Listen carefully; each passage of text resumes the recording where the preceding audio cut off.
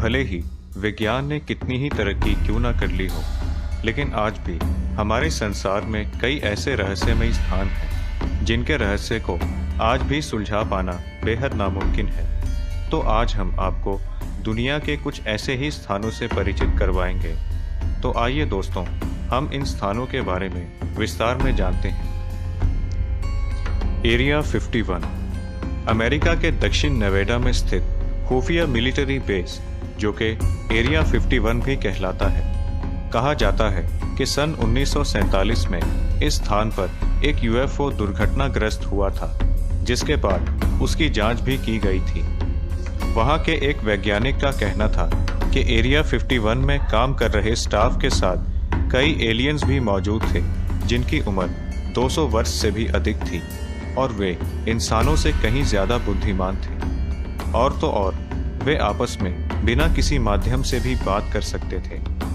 ऐसा भी माना गया है कि टेलीपोर्टेशन, समय यात्रा और मौसम नियंत्रण भी यहाँ पर डेवलप किए गए थे। लेकिन सच क्या है, ये पूरी तरह से कोई नहीं जान पाया है। कई वर्षों तक अमेरिका की सरकार ने एरिया 51 के होने को सिरे से नाकार दिया था।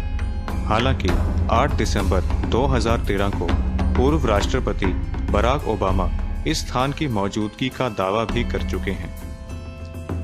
सुपरस्टिशन माउंटेन्स दोस्तों, ये पहाड़ियाँ अमेरिका के एरिज़ोना में स्थित हैं। कहा जाता है कि सन 1800 के लेजेंड के अनुसार एक जर्मन यात्री जैकब वाल्ट्ज ने इन पहाड़ियों में गोल्ड माइंस की खोज की थी, लेकिन उन्होंने अपने आखिरी सांस तक किसी को नहीं बताया कि वो माइंस कहाँ पर स्थित हैं। कई कोशिशों के बाद भी इन माइंस का पता नहीं चल पाया है। माना जाता है कि इस पहाड़ी की खोज करते हुए जिन लोगों की मौत हो गई थी, आज उनकी आत्माएं वहां पर भटकती हैं।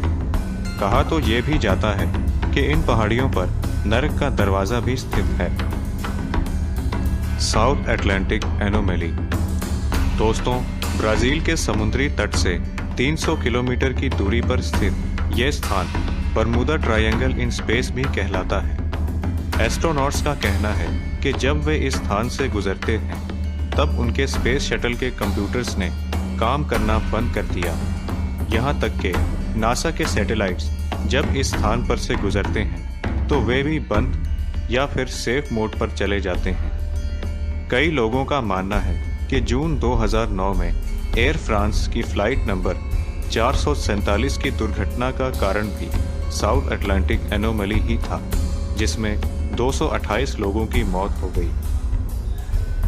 येलोस्टोन नेशनल पार्क दोस्तों, इस पार्क में कई प्राकृतिक गीजर पाए जाते हैं।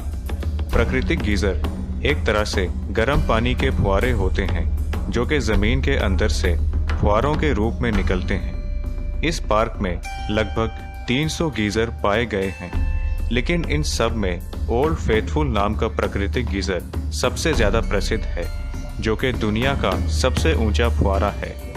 इस प्राकृतिक गीजर में नियमित रूप से विस्फोट होता है, लेकिन यहाँ पर होने वाले विस्फोट क्यों और कैसे होते हैं, ये वैज्ञानिकों के लिए किसी पहेली से कम नहीं है।